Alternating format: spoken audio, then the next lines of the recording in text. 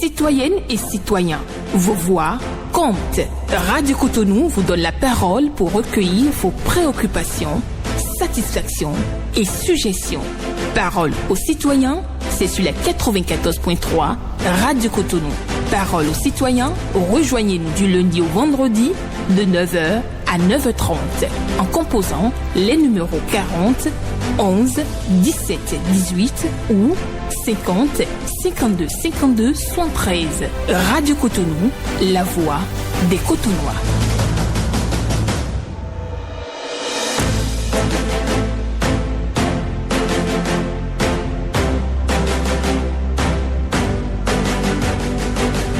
Parole aux citoyens.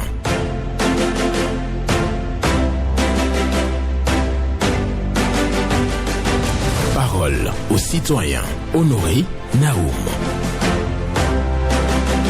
Ceci est notre première tâche, prendre soin de nos enfants. Ceci est notre première tâche, prendre soin de nos enfants. Une pensée de Barack Obama pour la méditation du jour ce mardi 6 mai 2025. Bonjour à toutes et à tous. Vos préoccupations, satisfactions et suggestions sont attendues au numéro 01 68 87 67 00 pour les femmes, 01 50 52 52 73 pour les hommes. Pas d'attaque personnelle, on prend la parole en toute courtoisie sur les antennes de Radio Cotonou. Et merci à tous ceux qui sont déjà positionnés pour pouvoir intervenir sur cette émission. Blaise Sacla sur la mise en onde, Michel Ounou pour le point à la présentation, Benjamin Honoré Naoum. Ceci est une première, ceci est notre première tâche, prendre soin de nos enfants. C'est la méditation du jour. Bonjour.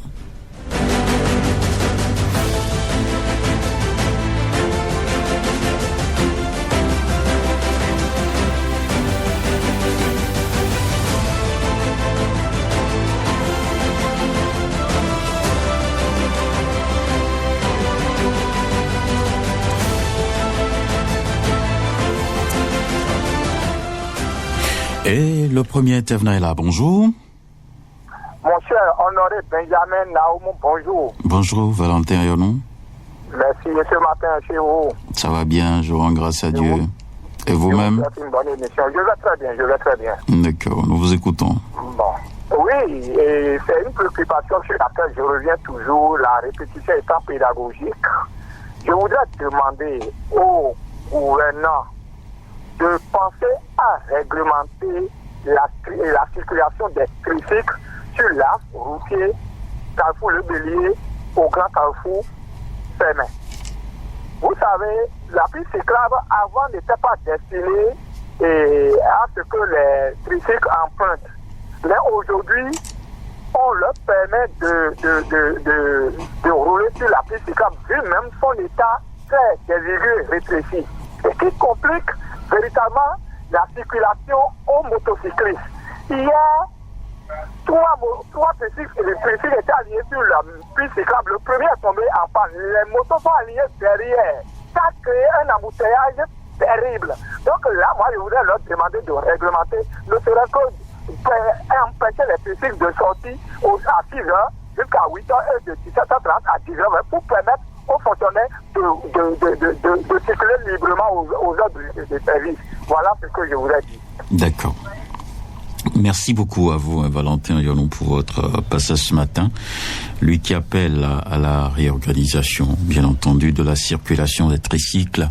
C'est vrai que cette préoccupation vient très souvent à l'antenne, où on dit que les tricycles qui se retrouvent donc sur la piste cyclable, qui quittent le Bélier pour Porto Novo, donc qui impose sa vitesse à tout le monde. Donc quand vous avez un conducteur qui est donc sur sa moto tricycle, donc l'intéressé impose sa vitesse à tout le monde. Et donc, ça crée des dommages. Et quand il y a donc une panne ou bien un accident à ce niveau-là, c'est que c'est toute la circulation qui est bloquée.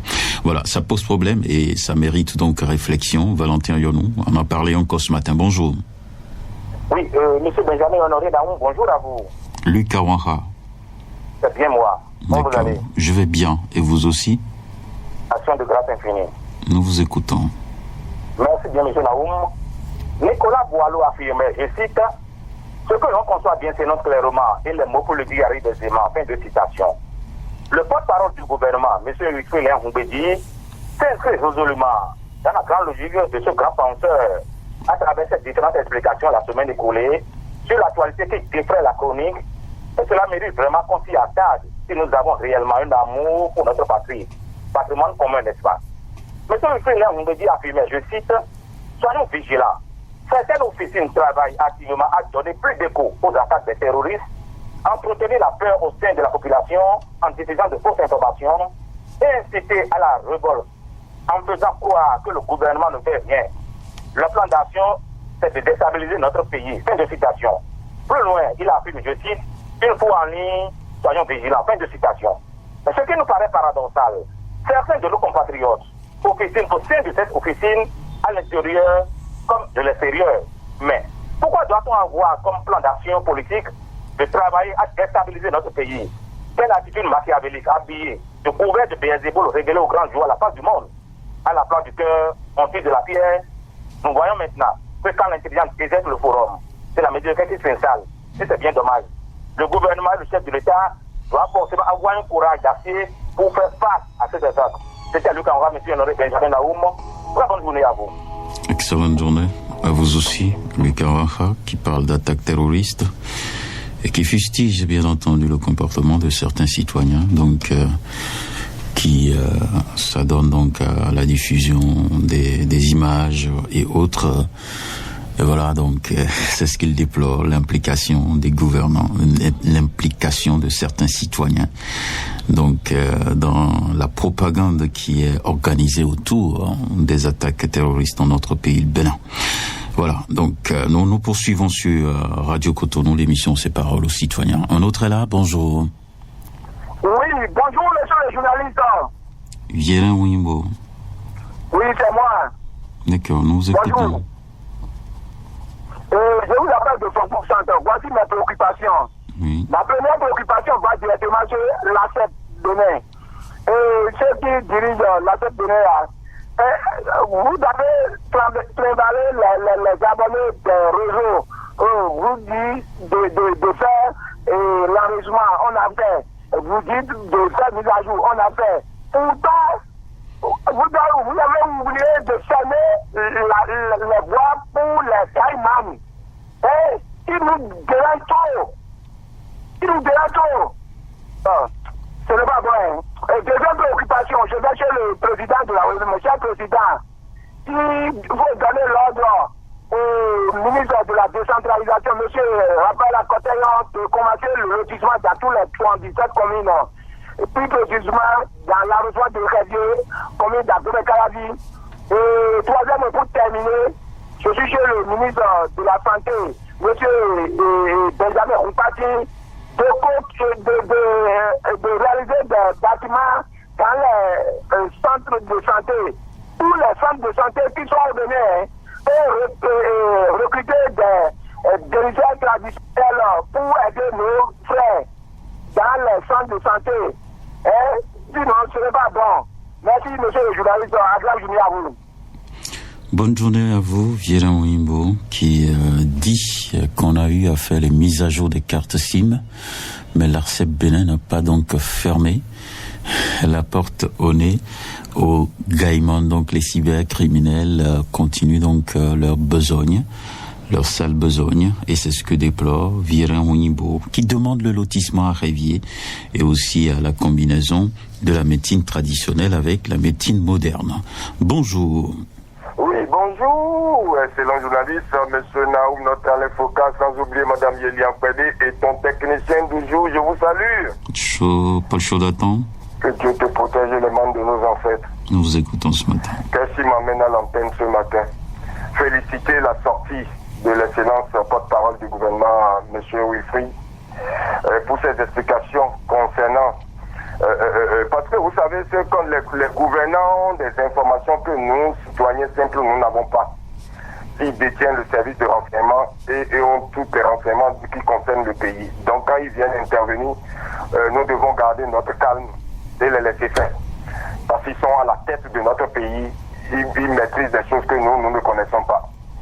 Et les informations doivent venir de la gouvernance. Donc ceux qui s'acharnent là doivent ce soir guéguer là et à ne pas continuer à nous manipuler dans le pays. Donc je le félicite pour ses sorties et les explications et la cellule de communication du palais. De continuer à sensibiliser la population et donner des bonnes informations. L'autre sujet concerne les formalités dans nos mairies concernant les parcelles. Je voudrais demander au gouvernant de sensibiliser beaucoup plus et de donner des détails. Celui qui a sa parcelle, comment les formalités, comment débuter jusqu'à la fin, parce que ils sont déjà habitués à l'ancien système. Et ceux qui ont déjà démarré les processus dans les mairies, qui ont leur dossier bloqué entre-temps par la décision prise par le gouvernement, quelles sont les conduites à tenir. Donc nous leur demandons ça d'informer. Paul Chaudaton vous remercie et bonne venue que Benoît, que nous garde l'élément de nos ancêtres. Merci, Paul Chaudaton, qui parle aussi des attaques terroristes et des explications fournies par le gouvernement. Le porte-parole du gouvernement qui était donc face à la presse et qui a donc fait une émission pour apporter des clarifications, et pour lui c'est une bonne chose. Il a demandé aussi qu'on puisse vulgariser la réforme au niveau du foncier, donc les démarches à suivre au niveau des communes, au niveau des municipalités pour bien entendu avoir les documents, régulariser sa situation et par rapport aux parcelles. Voilà, ce sont les deux préoccupations évoquées par Paul Chaudaton. Nous poursuivons. Un autre intervenant, bonjour. Monsieur le journaliste, bonjour. Généo, c'est Diéténou. nous vous écoutons. L'avant-dernière sortie du porte-parole du gouvernement nous a permis de savoir que certains Béninois de l'intérieur comme de l'extérieur sont derrière les attaques ou collaborent en communication à ces attaques. Je le cite. Nous on sait qu'il y a des officines qui ont comme plan d'action politique en 2025 de travailler à la déstabilisation du Bénin. Plus grave encore, certains de nos compatriotes officient au sein de ces officines de l'intérieur comme de l'extérieur. Fin de citation. Souvenez-vous, pour ceux-là qui ont des portables, un samedi 26 mars 2025, l'on nous faisait vivre en direct une attaque qui, à la réalité, n'en était pas sur notre territoire, même plutôt d'un autre pays, et antérieurement, j'en coupe. Moralité, pour ne pas dire méfiance, aux administrateurs des groupes WhatsApp. Sachez que vous êtes responsable des publications dans vos groupes, puisque vous connaissez ceux qui sont dans vos groupes. Si quelqu'un fait un relais ou une publication douteuse, vous devez réagir par la suppression. Ne pas le faire, vous êtes complice et même acteur au même titre que les assaillants. Excellente journée à vous, messieurs. Excellente journée à vous aussi, Généo qui appelle les administrateurs des groupes WhatsApp à la vigilance, parce qu'il y a certains acteurs qui publient des informations bizarres donc sur les forums. Il faut donc travailler à les supprimer rapidement et donc assurer donc la quiétude des uns et des autres. Merci à vous, Généo. Nous restons sur Radio Cotonou. L'émission c'est Parole aux citoyens. Et comme je vous l'avais annoncé, donc la thématique, la méditation du jour, c'est ceci. Ceci est notre première tâche, prendre soin de nos enfants. Une pensée de Barack Obama que je partage avec vous. Voilà. Bonjour. Bonjour, monsieur Anaro Benjamin Naum. Oui, Katajosin sous Maxime. Oui, merci Maxime. D'accord, nous vous écoutons. J'ai une préoccupation. Je ne sais pas si c'est à la mairie de Calavi que je vais m'adresser ou au conseil ministre Chaka Ayali. Je voudrais récemment leur demander la voie quittant, le trafic local, je précise bien, le trafic local quittant devant la mairie de Calavi en direction de Aconville, Carrefour Aconville. Il y a 3 endroits où il y a 3 trous béants, mortels, je vais dire, devant le cadet de Calavi, c'est-à-dire en face du cadet. Si tu quittes la mairie pour Aconville, je parle de, si tu quittes la mairie pour Aconville, je parle de ce temps. Il y a 3 trous béants qui sont là sur le goudron et qui font tomber les gens n'importe comment. Je voudrais très honnêtement leur demander de penser à nous faire quelque chose parce que nous sommes en période de pluie. Et en période de pluie, surtout quand la nuit tombe, la visibilité devient très très faible si tu es sous la pluie en train de conduire. Donc je voudrais leur demander d'essayer de nous faire quelque chose. Pour ne pas en faire une publicité pour quelqu'un, c'est devant le palmier royal. Il y a une hôtel quelque part qu'on appelle devant le palmier royal. Ils sont trois tout là. Je sais très bien de quoi vous parlez. Je sais très bien de quoi vous parlez. D'accord. Bonne journée à vous. Oui, ça c'est vrai, c'est vrai. Oui, le trafic local, quand vous quittez donc Cotonou, vous allez à Kassato, vous passez devant, bien entendu, à la mairie de Calavi. Si vous prenez donc le trafic local juste après, avant d'arriver au niveau du carrefour Arconville, vous allez effectivement constater cette dégradation de voie. Ça, il faut donc dire que c'est tout à fait vrai son intervention. Je l'ai découvert moi-même avec stupéfaction. Donc franchement parlant, les autorités sont appelées à faire quelque chose à régler donc cette situation. Merci beaucoup à vous, Katajosi Sou Maxime, pour votre passage ce matin. Bonjour, auditeur en ligne. La fréquence municipale de Cotonou, bonjour. Sébastien Yonrosso. Oui, Sébastien Yonrosso est mon nom. D'accord. L'SBE a certainement des problèmes pouvant satisfaire les citoyens béninois en matière d'énergie. Hier, je raccrochais, après mon intervention, ma grogne bien sûr, que vous me demandiez d'aller sur YouTube pour écouter le ministre de l'énergie. Oui, il avait parlé. Vous savez, les citoyens ne croient plus aux paroles. Ce sont les mêmes chansons sur les plateaux de télévision ou de radio pour apaiser et quitter le plateau. Sinon, comment pouvez-vous comprendre le non-éclairage des affaires de Cotonou depuis des jours que les citoyens ne cessent de dénoncer? Vous croyez que là, s'il y avait possibilité, il y avait les matériels, ça serait toujours comme ça? Il y a un problème qui est là, qui ne dit pas son nom. Je vous ai dit depuis 3 ans. Sur la question, Monsieur Nyorossou. Oui. Bon, quand je vous ai dit d'écouter cette émission, vous avez bien fait de faire ce retour là sur le plateau. J'ai mis le chrono en pause pour pouvoir échanger avec vous. Je vais remettre après, vous allez poursuivre. C'est pour vous dire par exemple, c'est pour vous dire qu'il y a des voix par exemple. Quand vous prenez la voix de Godomain pour Ouida par exemple, cette voie-là n'est pas éclairée la nuit. Le projet, c'est vraiment reconstruire la voie. Donc, quand on veut faire une autre voie, on ne met pas de lampadaire.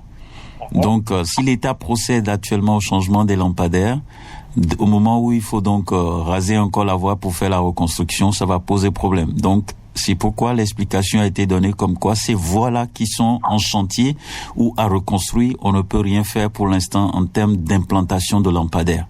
Donc, c'est des choses qui vont se faire progressivement pour les explications que j'ai eues. Maintenant, je vous laisse poursuivre votre intervention. Mais pour les explications que vous venez de donner maintenant, ça ne me convainc pas. D'accord. Parce que vous êtes libre. Il n'y a pas de lumière sur la route. C'est accident. Il faut compter combien de morts d'abord, il faut compter combien d'accidents. Aujourd'hui, on peut placer des lampadaires solaires pour pouvoir éclairer. D'ailleurs, il y a des lampadaires solaires qui ont besoin de réparation, qui ont besoin de l'entretien pour s'allumer. C'est là où vous ne me convaincrez pas. D'accord. Donc maintenant, ce que moi je dénonçais hier, je disais qu'il y a depuis 3 ans, 6 mois, qu'il y a des poteaux électriques implantés dans les quartiers à Djago, à Djansa, à Djago, à Tandepa. J'ai dit 3 ans, 6 mois. Vous venez également après un CGD, derrière le commissariat Zakpo, dans les quartiers à Tikame et quartiers à Dagame. Et les poteaux sont implantés aussi là. Et les voleurs profitent de ça pour venir voler, cambrioler des maisons. Et les gens sont obligés d'abandonner les maisons. Ils sont obligés de laisser leurs conditions alors qu'ils avaient cotisé pour construire, pour rentrer chez eux.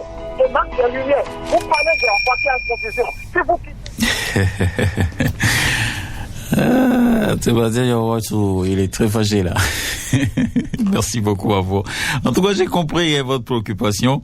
Nous réclamons tous la lumière dans toutes les localités de notre pays de Bénin et les gouvernants sont appelés à continuer à produire suffisamment de l'électricité et à donc alimenter nos villes. L'éclairage public pose problème dans nos villes et c'est la préoccupation évoquée une fois encore par Sébastien Nyonkosu. Dans l'obscurité, les malfrats opèrent. Et oui, il y a beaucoup de choses qui se déroulent la nuit dans l'obscurité. On doit travailler à éloigner donc ces zones blanches. Voilà. Bonjour. Monsieur Naoum, bonjour. Ça, c'est Herman Metton. Affirmatif. D'accord. C'est un plaisir de vous avoir ce matin. Merci partagé, monsieur Naoum. Nous vous écoutons. Merci. Mai 2025. Oui. Mai 2010, mai 2025, il y a 15 ans que l'affaire ICC Service a éclaté. 9 ans après, il y a eu le procès, nous étions en 2019. Maintenant, nous sommes en 2025, 6 ans après le procès, aucun spolié n'a été dédommagé selon ce qui est contenu dans la décision. Je voudrais inviter son Excellence, M. Patrice Talon, à jeter un regard bienveillant sur ce dossier avant de finir son mandat. Je voudrais aussi demander au nouveau patron de l'AJT, nous ne parlons plus de l'AJT, agent judiciaire de l'État, le magistrat Gilbert Uriste Bonon, qui à l'époque, lorsqu'on traitait ce dossier à la Criette, était le procureur spécial. Il connaît bien ce dossier, il connaît bien le contenu de la décision. Je voudrais qu'il apporte aussi sa contribution avec le poste qu'il occupe.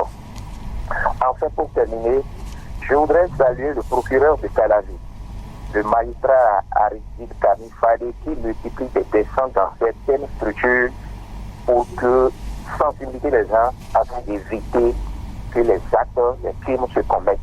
Monsieur Naoum, le temps est parti, c'était Herman Metton, j'ai dit, vous avez entendu.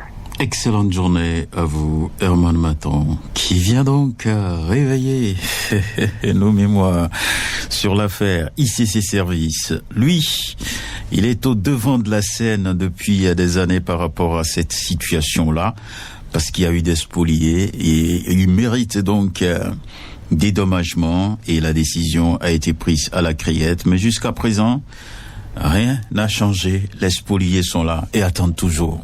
Donc, les gouvernants, vous êtes appelés une fois encore ce matin à ne pas oublier ce dossier-là. C'est l'affaire ICC Service. Il y a des spoliés qui méritent donc votre regard bienveillant. Et nous poursuivons. Bonjour. Monsieur Honoré Naoum, bonjour. Hugues Povi. Merci, sois béni. Amen. Monsieur Honoré Naoum, vous savez que le Christ a ressuscité pour vous, non? Tout à fait. Merci. Monsieur Honoré Naoum, je ne voulais même pas intervenir aujourd'hui. Je voulais laisser d'autres intervenir, mais tout à l'heure, quand vous avez pris la parole avec monsieur Sébastien Nyonkosu, oui, ça m'a demandé aussi de venir forcément sur l'émission. D'accord. Et je demande pardon à nos autorités. Parfois, quand nous disons la vérité, il ne faut pas que ça les blesse, mais au contraire, que ça les fortifie. Pourquoi je dis ça? La voie Titan Godomé jusqu'à Ouida, on est en train de nous faire comprendre, quand j'entends monsieur le journaliste parler, que c'est parce qu'on veut réparer la voie d'abord. Et c'est grave. C'est vraiment grave. Qu'est-ce qu'on nous dit même? Moi, je ne comprends pas. C'est très grave. Très, très grave. Vous avez vu combien de fois j'ai dit c'est grave? Mais c'est grave. Vous pouvez aligner grave là jusqu'à la fin. Il n'y a pas de souci. C'est grave, monsieur le journaliste. Comment on peut attendre? Oui. On veut réparer d'abord une voie avant d'électrifier la voie. La voie là sera totalement, c'est une voie qui sera totalement reconstruite. Monsieur Honoré Naoum, oui. C'est une voie internationale. Oui, c'est d'ailleurs pour ça que ça va être.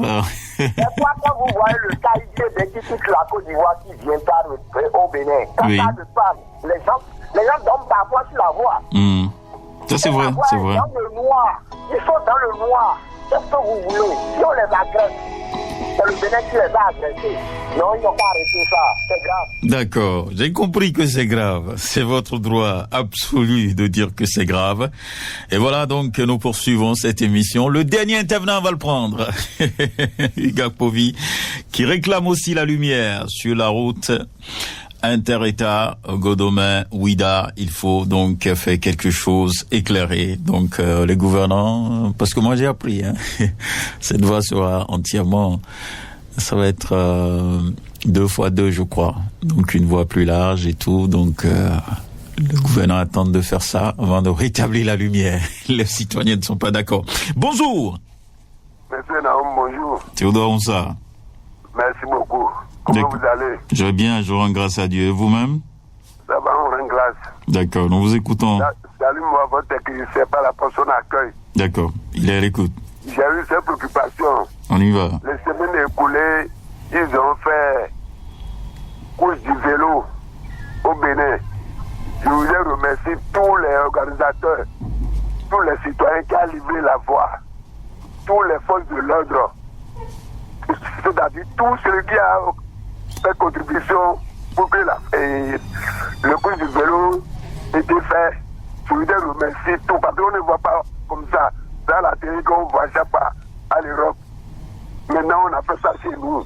Merci beaucoup à tous les organisateurs. Je dis bien tous les organisateurs, tous les forces de l'ordre, tous les journalistes. Et il reste, le Bénin était allé 20e, c'est ça que j'ai compris. Je fais tout pour que le Bénin soit premier avant. C'est ma préoccupation. Très bonne journée. Bonne journée à vous. Théodore Onsa qui adresse donc ses félicitations à tous ceux qui ont organisé, donc qui ont participé à l'organisation de cette compétition, Tour cycliste du Bénin. Et donc il dit chapeau, parce que lui il a l'habitude de voir ça à la télé, mais là il a remarqué qu'il y a quelque chose de bien qui a été réalisé donc dans ce domaine au Bénin. Merci à chacun et à tous. Retenez ceci. Oui, ceci est notre première tâche. Prendre soin de nos enfants. C'est une pensée de Barack Obama que j'ai partagée avec vous. Bonne méditation, que Dieu vous garde. On se retrouve demain, même heure, même fréquence.